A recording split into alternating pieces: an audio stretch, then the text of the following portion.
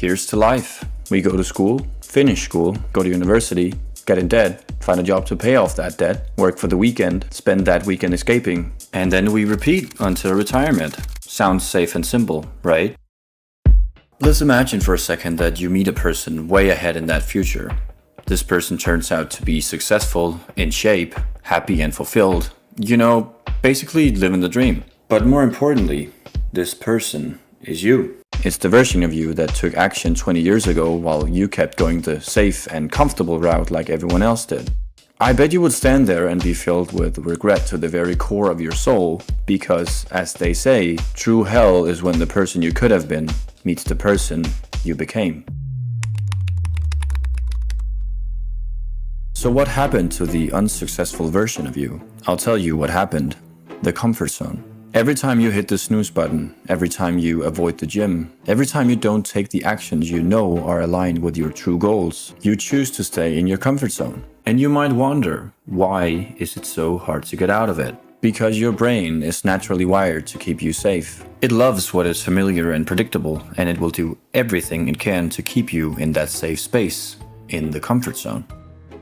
But after all, comfortable and safe sounds peaceful, right? The comfort zone might be a beautiful place, but it's also a place where nothing grows and where your ambitions cease to exist. But the good news is, just because your brain is inherently wired to make you desire comfort doesn't mean there's no way out, but the only way out is through. The famous neuroscientist Andrew Huberman presented a brain area that's very much responsible for how willing you are to do the things you don't want to do, like stepping out of your comfort zone. And this brain area, like the comfort zone itself, shrinks when you keep avoiding the work you should be doing.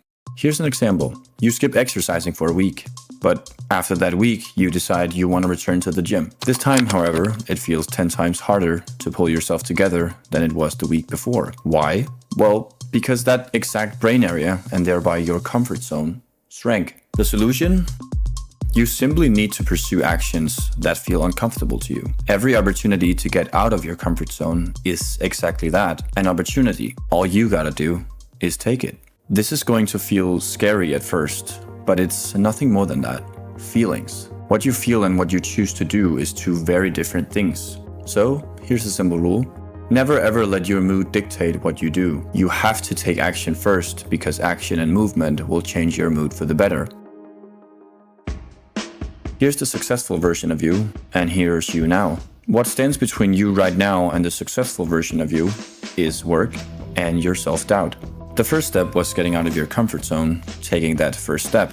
You are what you repeatedly do, not what you say you'll do. So the next step is actually doing the work. Even though I have no idea what your dreams are, the answer remains the same. Want to be an athlete? Train relentlessly every single day. Want to be a content creator? Make your first video. Want to become a chef? Start cooking. You know what to do, so just stop with the excuses. There's no hacks here, no shortcut to anything. There is just doing. Doing the hard work, doing it consistently, and then you do it again. But what if it doesn't work out? What if you're not capable? Let's be real, this is probably the reason you haven't started yet. The fear of failure. Do you remember I mentioned that your brain will do everything it can to keep you in the comfort zone? Well, who do you think planted that fear of failure in your mind in the first place? It's simply your brain trying to avoid discomfort by convincing you that you're not good enough. Most of the things we fear in life, these first steps, appear much more scary than they really are. As Alex Hormozi said it, fear is a mile wide and an inch deep. This is exactly why growth happens outside of your comfort zone, because once you take that first uncomfortable step, you realize it wasn't nearly as bad as you imagined, and you can come out on the other side better than you were before. Some of you may simply not know where to seek discomfort because you don't know what you want to do in life, and I get it. Seeking random discomfort will probably end up being more discouraging than fulfilling. But if you don't know what to pursue in life right now, pursue yourself. Pursue becoming the healthiest, happiest, most present, most confident version of yourself. And then eventually, the right path will reveal itself. Nietzsche said it very well. He who has a why can bear almost any how. So take that risk, whatever it may be. Set out on the journey towards the successful and fulfilled version of you. It might be scary, it will be hard, you'll fail countless times, but just remember that there's a future version of you who's gonna be incredibly grateful that you took that first step today and that you never gave up.